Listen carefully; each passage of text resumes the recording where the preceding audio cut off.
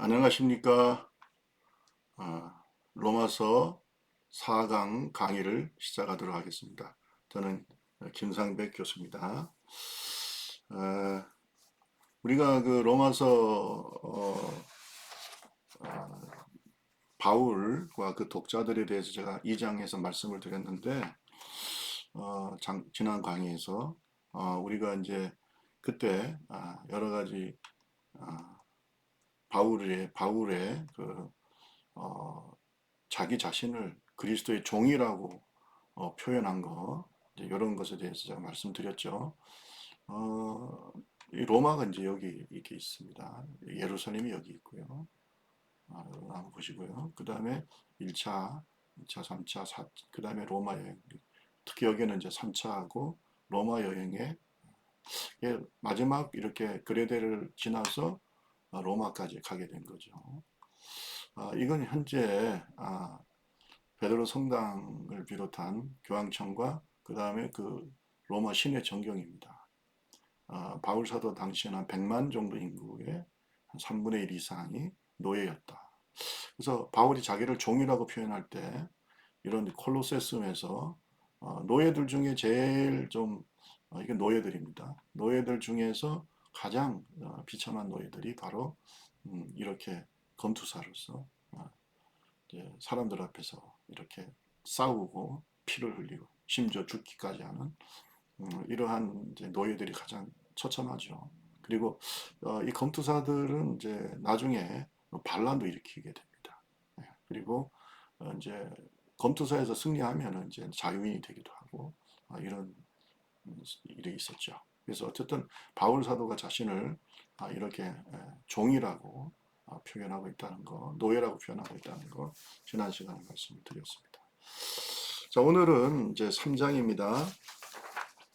3장은 이제 로마서의 주제에 대한 말씀인데요.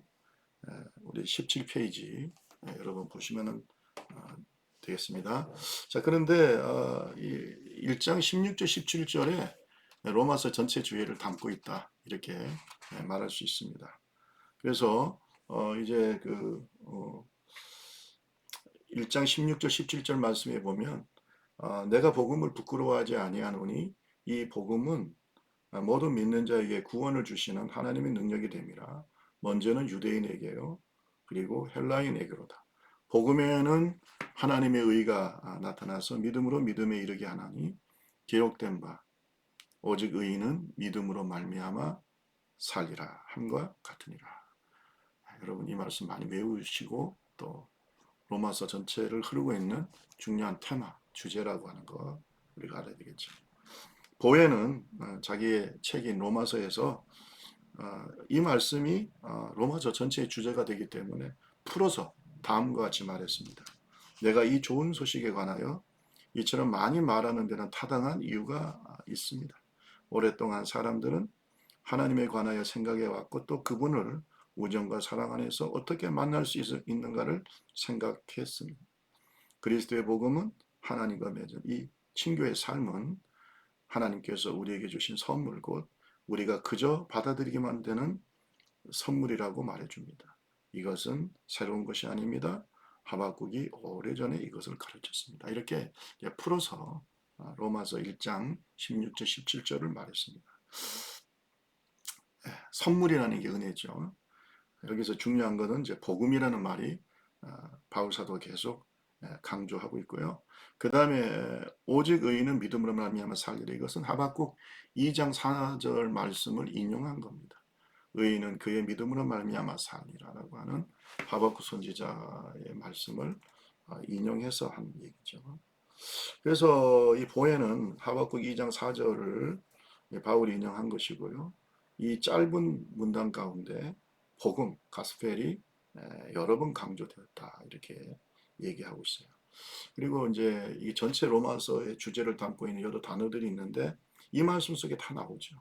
의라는 말, righteousness라고 하는 말, 믿음, faith, 산다, live, 그리고 능력, power, 구원, salvation 이러한 중요한 단어들이 이 본문 말씀 속에 나와 있는 겁니다.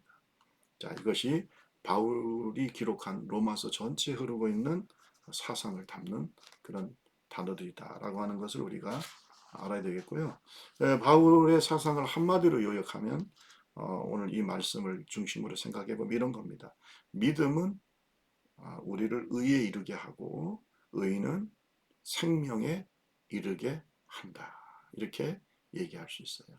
그래서 믿음은 의에 이르게 하고 의는 생명에 이르게 한다. 자, 어쨌든 간에 바울 사도는 로마서 전체를 통해서 복음을 온전히 설명하려고 했죠. 그래서 오늘 로마서 1장 17절에서 하박국 2장 4절 말씀 의인은 믿음으로 말미암아 살리라. 이 말씀을 강조한 겁니다.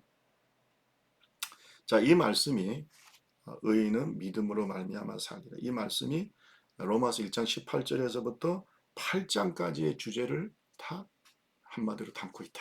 이렇게까지 보혜는 얘기를 했어요. 그래서 1장 18절에서 4장 25절까지는 믿음으로 의롭게 된 자는 이 말씀 속에 다 들어있다는 거예요. 믿음으로 의롭게 된 자는 사람이 어떻게 의롭게 되는가? 믿음으로 의롭게 된다. 이거를 4장 25절까지 설명하고 있다는 거예요. 자, 그 다음에 5장에서부터 8장까지는 살리라. 어떻게 의로운 자는 살아야 되는가? 의롭게 된 자는 어떻게 살아야 되는가? 이런 것을 얘기하고 있다는 거예요. 그래서 바울의 사상을 한마디로 표현하면 믿음은 의에 이르게 하고 의인은 생명에 이르게 한다. 그래서 윌리엄 바클레이는 이 두 구절을 바울의 복음의 나팔소리라고까지 얘기를 했습니다. 어떻습니까? 오늘 의인은 오직 믿음으로 말미암아 살리라 이 말씀. 내가 복음을 부끄러워하지 않으니 이 복음은 모든 믿는 자에게 구원을 주시는 하나님의 능력이 됩니다. 이 귀한 말씀들을 우리가 많이 암송하고 또 고백하는 믿음의 종들이 되시기를 주님의 이름으로 축복합니다. 자, 그런데 이제 1장 16절에서 17절 말씀에 보면 특히 1장 16절에 바울 사도의 어떤 복음에 대한 그리스도의 종에 대한 자부심이 나타나요. 그래서 1장 16절에 보면 내가 복음을 부끄러워하지 아니하노니 이렇게 얘기하고 있죠. I am proud of the good news. 그러니까 나는 복음을 부끄러워하지 않고 자부심을 느낀다 이런 얘기죠. 자, 이 말씀은 바울 사도가 선교 여행을 여기저기 다녔는데 그 선교 여행을 다는 동안에 그가 받은 고난과 무관하지 않습니다. 그는 복음 때문에 옥고도 치르고 또 데살로니가에서는 탈출하기도 했고 또 아덴에서는 비웃음도 받고 하여튼 이 복음은 헬라인에게는 어리석은 것이고 유대인에게는 거리끼는 것이다 이렇게 얘기했죠. 그러니까 이 복음이요 지금은 우리가 이렇게 다 하나님의 말씀 또 복음 예수 그리스도의 십자가 귀하고 또 좋은 것으로 굿뉴스로 받아들이지만 예전에는 이 복음에 대해서 굉장히 비판적이고 또 심지어는 조롱거리가 됐다는 겁니다.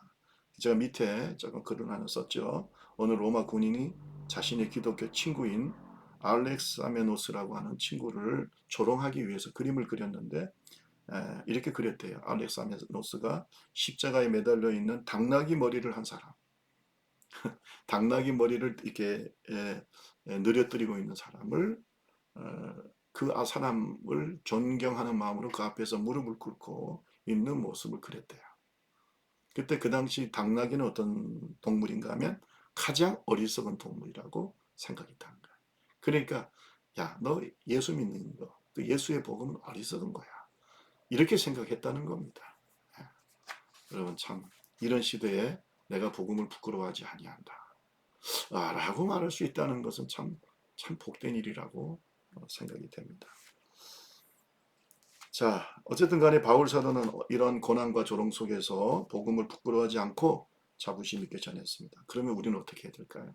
당연히 하나님의 종으로서 복음 전도자로서 자부심 있게 우리가 복음을 전하는 하나님의 종들이 되기를 주님의 이름으로 축원합니다. 자, 그때 이제 어쨌든 간에 바울의 사상 속에는 이 로마서 1장 16절 17절에 중요한 세 가지 키워드가 그 바울 사상을 담고 있는 이 세 가지 키워드가 있다는 것이요. 첫째는 구원이라는 말, salvation, 소테리아라고 하는 salvation, 구원이라는 말이죠. 이 구원은 굉장히 그 헬라 철학에서도 중요한 주제였다는 겁니다. 소크라테스는 신은 보이지 않지만 인간 속의 덕의 근원이시고 인간은 어떤 신의 지혜에 참여할 때 어떻게 보면은 신적 존재의 일부가 될 수 있다 이렇게 얘기하면서 이런 얘기를 했어요. 그는 인간의 영혼이 육체의 속박에서 벗어날 때에 비로소 불멸적 존재가 된다. 육체의 속박에서 벗어날 때. 이 말은 뭐예요? 영혼은 선하지만 육체는 악하다라고 하는 이원론적인 생각이 들어있는 거죠. 또 플라톤도 비슷하게 이런 얘기를 해요. 모든 세계를 이렇게 이원론적으로 보면서 이데아의 세계와 그 다음에 현상의 세계로 이렇게 나누어서 생각합니다. 이데아의 세계는 선의 세계, 그리고 그 정점에는 신이 있죠. 우리가 보면 하나님. 그리고 이것이 진정한 실제라고 얘기를 합니다. 그리고 현상의 세계는 변화무쌍한 악의 세계, 근본적으로 존재하지 않는 우리 현실, 현상의 세계를 얘기를 하는데, 원래 인간의 영혼은 이 영원한 이데아의 세계 속에 있었죠. 그런데 죄를 범해서 이것을 정화하기 위해서 육체의 감옥, 교정의 집인 인간의 육체와 결합하게 됐다. 육체 속에 들어오게 됐다. 영혼이. 그래서 이 영혼이 구원을 받는 길은 이 교정의 집이고 육체의 감옥, 이 감옥인 이 육체를 벗어나서 순수한 정신의 세계로 돌아가는 것. 이걸 구원이라고 생각했어요. 그래서 육체를 학대하고 육체에 금욕하고 금욕적인 삶을 살고 이러는 것을 구원의 길이라고 생각했죠. 행위로 구원 못 받습니다. 근데 어쨌든 이 플라톤도 이원론적으로 영혼은 선하지만 육체는 악하다라고 하는 이런 이원론적인 생각을 가지고 있었고, 신비적 근육, 그 다음에 명상 이런 것들을 강조했는데 어쨌든 육체도 악하게 보는 거죠. 육체를 악하게 영혼의 감옥으로 이렇게 생각을 하는 겁니다. 그러면 오늘 바울 사도가 강조하고 있는 그리스도인의 구원, 예수 그리스도를 통한 구원은 어떤 것인가? 제가 쭉 정리를 해놨습니다. 첫째는 육체의 질병으로부터의 구원입니다. 육체의 질병. 우리 이제 마태복음 9장 21절에 보면 12년 동안 혈루증을 앓던 여인이 내가 예수님의 겉옷에만 손을 대도 내가 구원을 받겠다 이렇게 표현하고 있어요. 치료를 받는 걸 구원을 받겠다 이렇게 표현하고 있어요. 그래서 육체의 질병으로부터 고침을 받는 걸 구원이라고 얘기를 하고 있습니다. 그래서 우리가 치유도 우리의 육체의 치유, 정신의 치유, 모든 이 치유의 역사 이것도 하나님의 구원의 역사입니다. 영혼만 구원하는 게 아니라 우리 육체도 그래서 우리가 영혼이 잘 되는 것, 또 범사가 잘 되고 건강하고 강건해지는 이것이 다 하나님의 축복이고 구원의 역사다라고 하는 것을 우리가 깨달아야 될 줄로 믿습니다. 그 다음에 이제 두 번째는 위험으로부터의 구원도 있어요. 위험으로부터. 마태복음 8장 25절에 예수님은 주무시고 제자들이 풍랑을 만났을 때 예수님을 깨우면서 주여 우리를 구원하소서 우리가 죽게 되었습니다. 이렇게 얘기하고 있죠.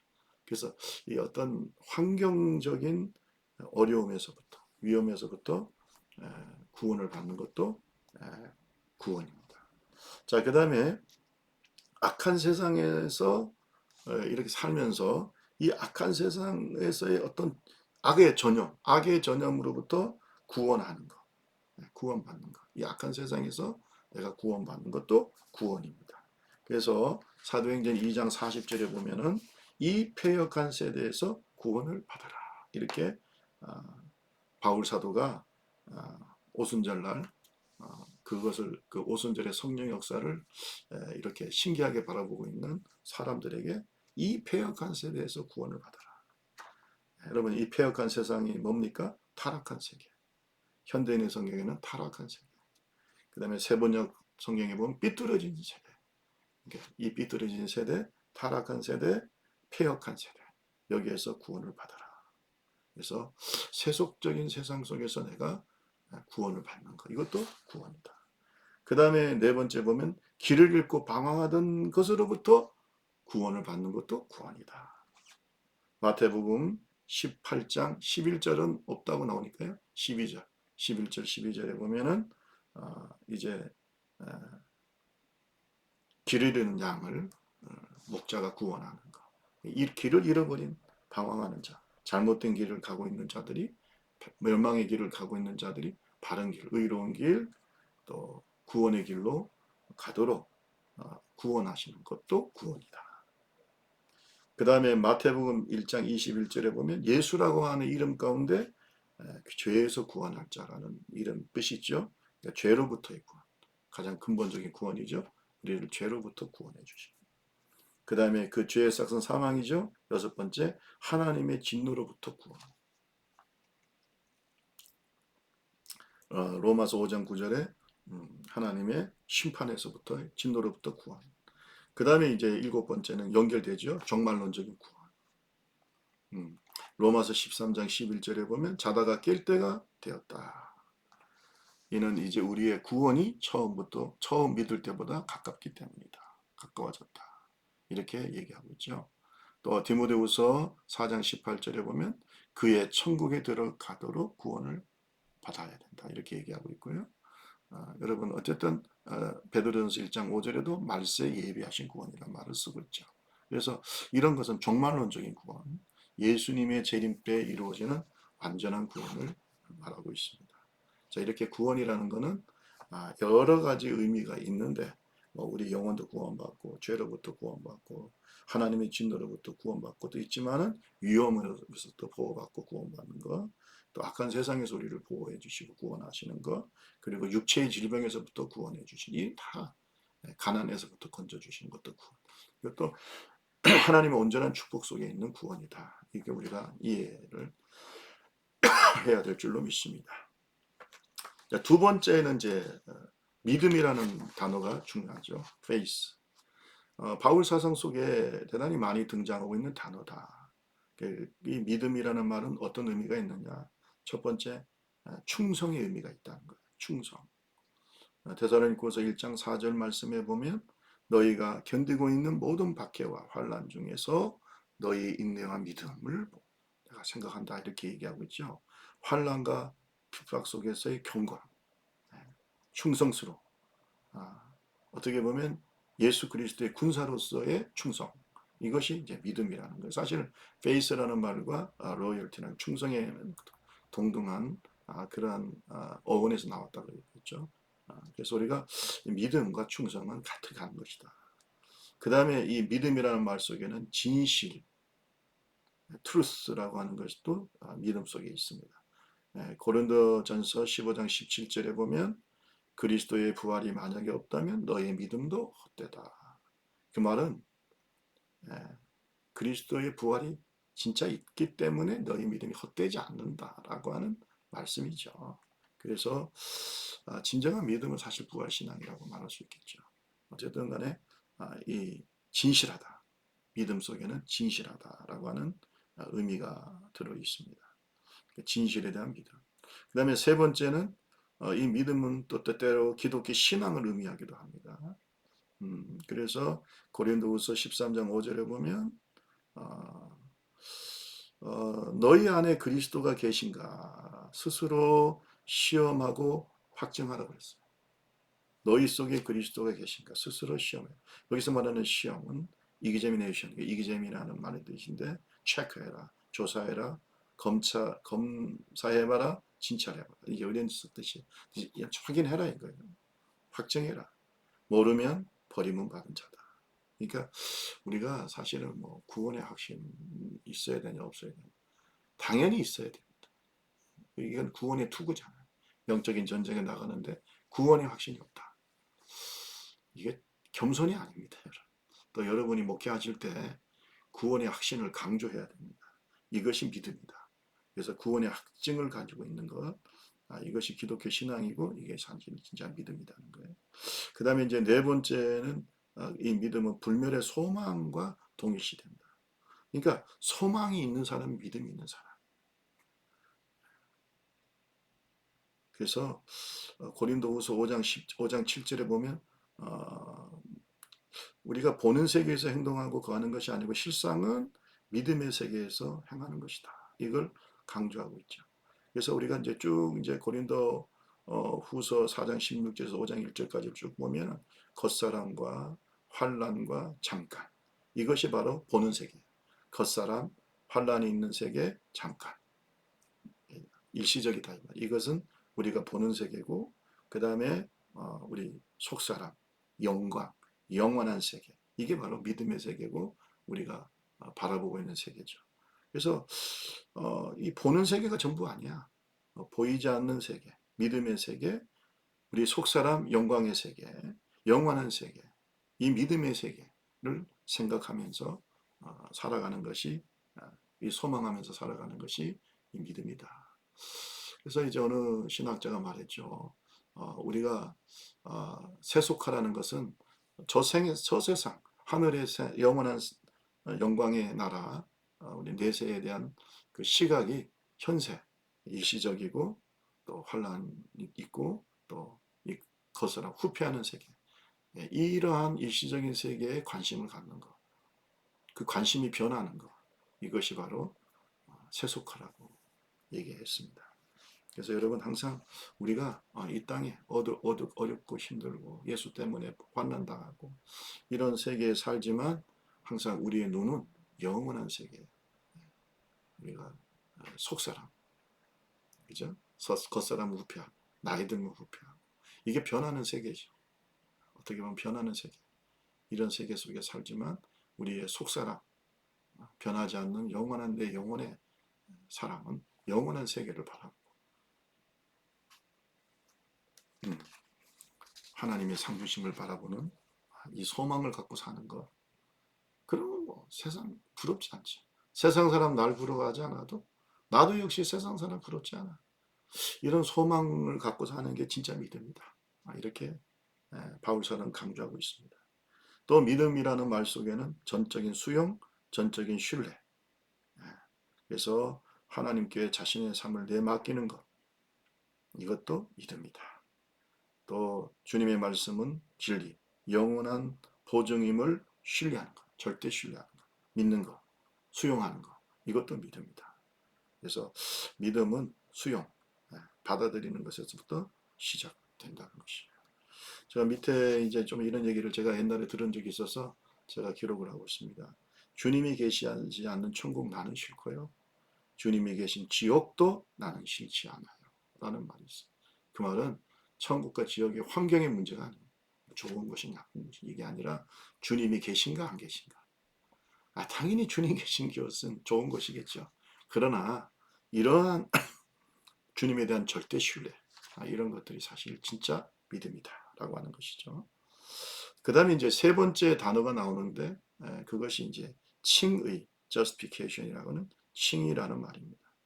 그래서 복음에는 하나님의 의가 나타나서, 그래서 이 구원에 대한 얘기, 그 다음에 이제 그 믿음이라는 말, 그 다음에 칭의, 의에 대한 말이 오늘 이 16절, 17절에 기록이 되어 있습니다. 복음에는 하나님의 의가 나타나서, 이 하나님의 의에 대해서 여러 가지 논쟁이 있죠. 그런데 정리를 해보면 몇 가지를 우리가 정리를 할 수 있습니다. 첫째, 하나님의 의는 신적 속성이고 성질이다. 하나님은 원래 의로운 분이야. 공의로운 분이야. 하나님은 절대적으로 공의로운 재판관이야. 사람은 요즘 사법 믿기 어렵다 그러잖아요.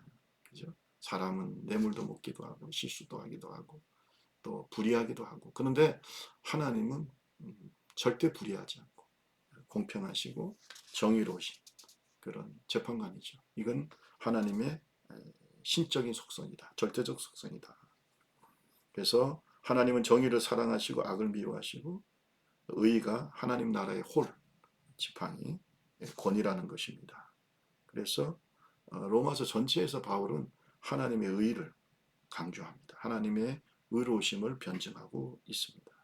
그분은 하시는 모든 일이 구원이든 심판이든 의로우시다. 동의하십니까? 주님이 하신 모든 일들이 다 의로. 그때는 이해하지 못해도 결국은 이건 하나님이 의로우시구나 라고 하는 걸 우리가 인정하지 않을 수가 없어요. 어떻게 보면 예수의 십자가도 마찬가지입니다. 예수님의 십자가도 하나님의 공의의 상징이에요. 그래서 십자가는 뭐라고 얘기합니까? 하나님의 공의와 하나님의 사랑의 결정체다. 이 두 가지가 다른 것 같아도 사실은 또 서로 연결되는 거지. 그래서 하나님의 속성은 그 율법에도 나타나지만 이렇게 십자가, 예수 그리스도의 십자가 속에 하나님의 공의가 나타나는 것이죠. 어떻게 보면 율법의 의를 예수님께서 십자가에서 다 이룬 거잖아요. 그게 사랑이지 않다. 그죠? 그래서 우리가 복음의 진리, 십자가를 잘 이해를 하고 또 알아야 될 줄로 믿습니다. 그 다음에 이제 두 번째로 이 의, 칭의는 하나님의 신적인 활동이다. 그래서 그분이 자기 백성을 간섭하시고 구원하시는 행위, 이렇게 얘기하고 있어요. 그래서 하나님의 의와 구원이 서로 결합되게 나타나고 있다는 겁니다. 그래서 의와 구원이 동의어다라고 하는 건 좀 과정이지만, 왜냐하면 하나님의 의는 절대 거짓말하지 않는 의죠. 그래서 하나님은 예수 그리스도를 통한 구원의 약속을 반드시 이루시는 분이다. 그래서 예수님을 보내주신다는 것도 약속을 지키신 거잖아요. 그죠? 구원에 대한 약속을 지키신 거잖아요. 그래서 하나님의 의는 거짓말하지 못하는, 어떻게 보면 거룩하신, 진실하신, 그래서 의로우신 거예요. 약속을 반드시 지키시는 거예요. 예수 그리스도를 통한 구원의 약속 지키시기 때문에 의로우신 거예요. 그럼 우리 천국 갈까요, 안 갈까요? 천국 안 가봤지만 거룩하시고 의로우신 하나님이 약속하셨기 때문에 반드시 이루어질 줄로 믿습니다. 자, 성경은 약속의 책이잖아요. 우리가 올드 테스트먼트, 그죠? 구약, 오래된 약속. 그 다음에 신약, 뉴 테스트먼트, 그죠? 새 언약. 이거 우리가 잘 알아야 되겠어요. 어떤 분은 목사님들이 약장수라고 하는데 그렇습니다. 약을 잘 팔아야지. 약 정말 영혼에도 좋고 몸에도 좋은 약이지만, 여기서 말하는 약은 그런 약이 아니고 약속이죠. 성경에서 말씀하는 약은 그런데 재미있게 표현을 하는 거죠. 여러분, 오늘 저와 여러분 꼭 기억하셔야 되는 것은 하나님은 절대 거짓말하지 아니하시고 약속, 언약을 꼭 지키시는 거예요. 인간이 안 지키는 거죠. 회전하는 그림자도 없다 그랬잖아요. 반드시 약속. 그게 하나님의 의다. 이것이 바로 성경에서 말하는 의의, 로마서에서 말하는 의의 표현이고요. 그 다음에 세 번째 보세요. 복음에 나타난 하나님의 의는 신적 성취다. 신적 성취를 의라고 얘기한다.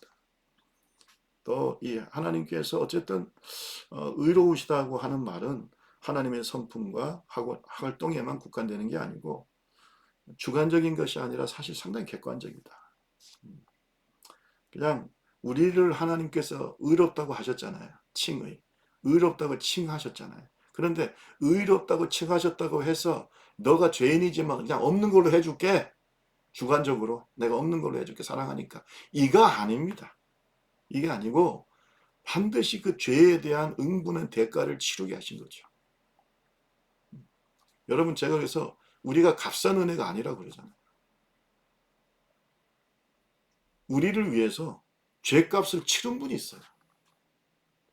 원래 그 죄값은 우리가 치러야 되는데 하나님께서 의로우시기 때문에 그냥 넘어갈 수는 없고, 그래서 우리의 죄값을, 현재와 미래의 모든 죄값을 치러야 되는데 그 죄값을 치르게 하기 위해서 화목제물로 예수님이 오신 거잖아요. 그래서 예수님을 대속의 제물, 화목제물, 그죠? 또 우리의 죄를 속량하셨다, 이렇게 표현하잖아요. 그러니까 예수님께서 우리의 죄를 대신해서 다 십자가에서 피와 물을 흘려주시고 화목제물의 대심으로 말미암아 우리의 죄를 대신 갚아주신 거잖아요. 대속. 그러니까 우리는 값을 치른 거예요. 그게 하나님의 의예요. 그러니까 십자가가 없는 사람은 지옥의 형벌을 피할 수가 없겠죠. 이것이 하나님의 의예요. 공의로우신 하나님. 그러나 우리가 구원을 받은 것도 떳떳한 겁니다. 왜? 우리의 죄가 그냥 없는 것으로 흐지부지하게 만드신 게 아니에요. 상당히 객관적이다. 그래서 예수님의 어린 양, 십자가에서 어린 양 되신 예수님이 모든 죄값을 뒤집으셨기 때문에 그 피로 말미암아 우리가 구원을 받은 거죠. 그래서 예수 그리스도를 믿는 모든 사람에게 값없이 주셨다. 예수 그리스도를 통해서 값없이 주신 그러한 은혜의 의로운 어떤 상태, 그죠? 속량받은 그런 의로운 자, 칭의, 너는 죄인이지만 예수를 통해서 의롭다고 하시는 이런 상태를 말하는 거기 때문에 이 복음에 나타난 하나님의 의는 성취입니다. 신의 성취, 하나님의 성취다. 어, 우리 인간의 의를 자랑하는 사람들이 종종 있어요. 자기는 예수 그리스도의 보혈의 능력 의지하지 않고 예수님이 없어도 나의 의로 구원을 받을 수 있다라고 생각하는 사람들이 있습니다. 그래서 제가 밑에도 써 있지만 종종 바울은 우리의 의와 예수 그리스도를 통한 하나님의 의를 계속 이렇게 대립을 시키는데 어쨌든 간에 우리 인간의 의는 더러운 옷과 같죠. 이사야 64장 6절에 보면 아무리 뭐 다른 종교에서 자기 자신을 뭐 닦고 뭐 네, 그렇게 해도 참선도 하고 여러 가지 하잖아요. 금욕적인 삶도 살고 그래도 인간은 더러운 의입니다. 더러운 옷과 같은 의다. 그래서 이것으로는 절대 구원을 받을 수 없고 하나님께서 의롭다고 말씀하지 않습니다. 천국은 죄인이 가는 데가 아니에요. 예수 그리스도를 통해서 의롭게 된 자, 의인이 가는 곳이 천국이다. 교회 안에는 뭐 죄인도 있지만 천국은 의인만 있습니다. 오늘 우리가 이 말씀을 꼭 기억해야 될 줄로 믿습니다. 그래서 의에 대한 세 가지 의견이 있죠. 의는 신적인 속성이다. 또 신적인 활동이다. 신적인 성취다. 이 말씀 참 불의한 자인 우리를 하나님께서 의롭다고 칭하시고 의롭지 않은 자를 의롭다고 선언하신 이것이 바로 하나님의 의로우신 방법입니다. 이것을 잊지 마시고 이 은혜에 감사하면서 정말로 의로우신 하나님께 우리의 삶이 또 의로운 삶이 되도록 헌신하는 믿음의 종들이 되기를 주님의 이름으로 축복합니다. 여러분 이제 이렇게 해서 오늘 강의를 마치고요. 화요일 날 강의를 들으시고 또 수요일까지 꼭 들으시고 출첵도 해주시고 가능한 당일 화요일 날 강의를 잘 들으시기를 바라겠습니다. 감사합니다. 추석 명절 잘 보내시기를 바랍니다. 수고하셨습니다.